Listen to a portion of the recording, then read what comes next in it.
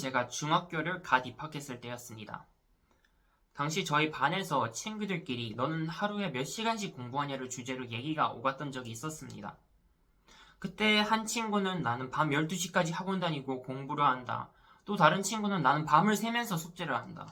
또 어떤 친구는 나는 주말에도 밤 10시까지 학원 다니고 공부를 한다라고 대답을 했습니다. 반면에 중학교 1학년 초반이었을 때 저는 초등학교 6학년 때와 전혀 다르지 않은 생활을 하고 있었습니다. 그냥 수학학원하고 영어학원 정도만 다녔고 나머지 시간에는 그냥 놀았죠. 그런데 그 친구들 얘기를 듣다 보니까 막 걱정이 되기 시작했습니다. 그 친구들은 저렇게 많이 공부하는데 나는 이것만 공부해서 될까? 중학교 2학년 때부터 시험 치다가 망하는 거 아니야? 이 생각까지 막 들었죠. 그래서 그날부터 부모님과 함께 학원들을 한번 알아봤습니다. 그래서 중학교 1학년 후반쯤이 됐을 때는 저도 그 친구들과 다름없이 학원을 정말 많이 다니는 학생이 되었습니다. 밤 10시까지 수학학원에 있었고 1시까지 숙제를 했습니다. 그 다음에 주말에도 국어학원과 과학학원을 열심히 다녔죠.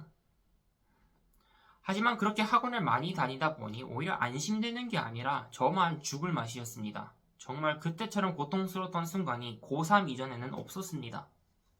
중학생 자녀를 둔 학부모님들, 그 다음에 중학생분들도 당시 저와 비슷한 고민거리를 지니고 있을 거라고 생각이 듭니다. 우리 애만 조금 공부해서 큰일 나는 거 아니야? 나만 이렇게 조금 공부하다가 나중에 시험에서 뒤처지는 거 아니야? 라고 생각이 드는 사람들이 많을 겁니다. 특히 저와 비슷한 고민을 하고 있는 중학생들은 딴 친구들은 그렇게 많이 공부하기 때문에 나도 공부를 해야겠다는 생각은 드는데 또 그렇게 공부할 용기는 없어서 굉장히 딜레마 상황에 처해 있을 거라고 생각이 됩니다. 하지만 저 같은 경우에는 중학교 1학년 겨울방학 때 갑자기 제 고민거리를 한 번에 날려버리는 사건이 발생하게 됩니다. 제 첫 영상을 보신 분들은 알겠지만 그때가 바로 제 홍콩 멘토를 만났을 때입니다. 제 멘토분은 학원 없이 혼자서 스터디 플래너를 짜면서 공부하는 방법을 저에게 전수해줬습니다. 하지만 그뿐만이 아니라 제가 중학생이었을 때 항상 하는 말이 하나 있었는데요. 그건 바로 중학생 때는 많이 공부하다 진 빠지는 게 오히려 안 좋다. 중학생 때는 조금만 공부하고 나머지 시간은 놀아도 정말 괜찮아. 이 말을 계속하는 거였습니다. 그 말을 듣고 저는 어리둥절했죠. 세상에 노는 게 괜찮다고 하는 사람도 있네. 노는 게 오히려 더 좋다고 말하는 사람이 있었다는 사실에 저는 상당히 충격을 받았습니다. 하지만 놀아도 괜찮다라는 말에 저도 안심하고 놀았죠. 고등학교 때는 제가 학기 중에는 6시간에서 7시간, 방학 중에는 12시간씩 공부를 했지만 중학생 시절만 해도 저는 학기 중에는 3시간 정도?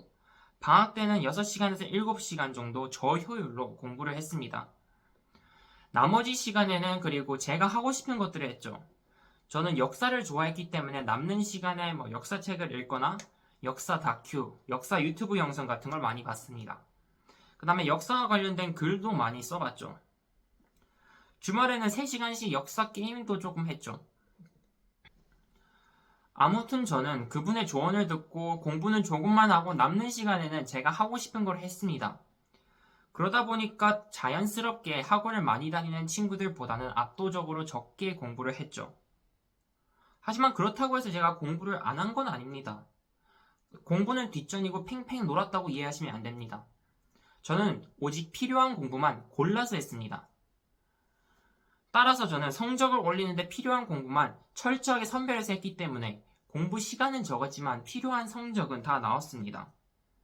제가 받았던 가장 좋은 성적은 6과목 시험을 쳤을 때 국어 하나 빼고 다 맞췄을 때였고 가장 못 본 성적은 3과목 시험을 쳤을 때 국어, 수학, 영어를 각각 1개씩 틀렸을 때였습니다.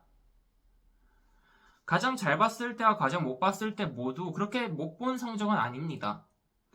그렇게 조금만 공부를 하긴 했지만 어쨌든 중학교를 전교 10등으로 졸업할 수 있었고 반에서는 1등을 했죠.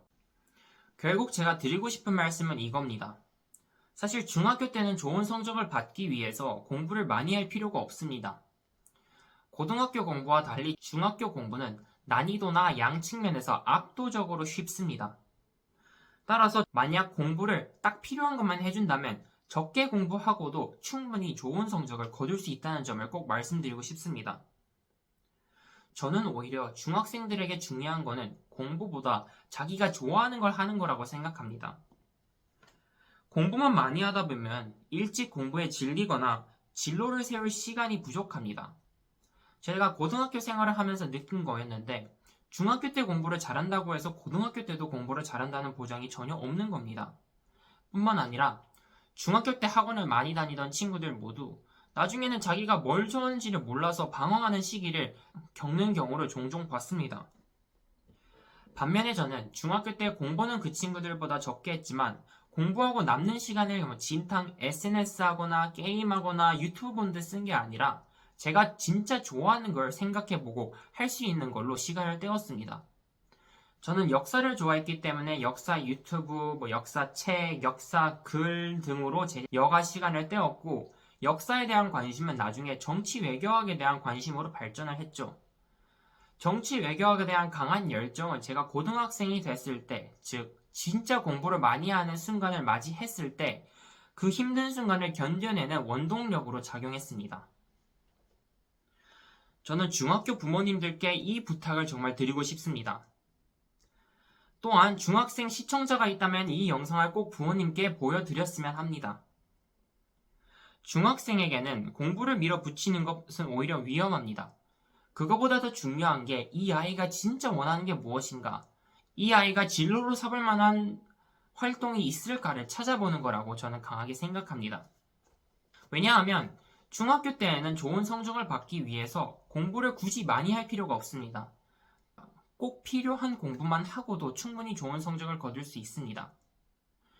오히려 조금만 공부를 하고 남는 시간에 학생이 진짜 좋아하는 활동을 함으로써 진로에 대한 열정을 기르면 오히려 고등학교 생활을 더 잘 보낼 수 있습니다. 왜냐하면 중학교 공부와 달리 고등학교는 공부 양이나 공부 난이도가 압도적으로 어렵습니다. 그거를 그냥 맨정신으로 견뎌낼 수 없습니다. 반드시 꿈이 있어야 돼요. 목표가 있어야 됩니다. 따라서 진로가 없는 학생은 그 강한 압박을 견뎌내기가 훨씬 힘들 겁니다. 반면에 중학교 때부터 자기가 좋아하는 게 뭔지 잘 생각해보고 자기가 좋아하는 활동을 많이 해봄으로써 진로에 대한 열정이 있는 학생은 그 열정을 가지고 고등학교 공부도 뚫어낼 수 있는 추진력을 갖추게 됩니다. 저 같은 경우에도 제가 역사와 관련된 다양한 여가 활동들을 했기 때문에 정치 외교학에 대한 열정을 기를 수가 있었고 이 열정이 있었기 때문에 고등학교의 그 강한 압박과 스트레스를 견뎌낼 수 있었던 겁니다. 모든 학생은 각자의 꿈과 능력이 있습니다. 학원으로 그걸 묻어버리기보다 공부 압박으로 그걸 덮어버리기보다 오히려 약간의 공부와 충분한 여가 시간으로 학생의 꿈과 잠재력을 키워줄 수 있는 시간을 가진다면 오히려 고등학생이 됐을 때 그 학생은 더 크게 될 것입니다. 순수 독학으로 여러분들을 꿈의 대학으로 이끌어드리기 위해 이 순간 제가 존재합니다. 그럼 다음 영상에서 만나 뵙도록 하겠습니다. 감사합니다.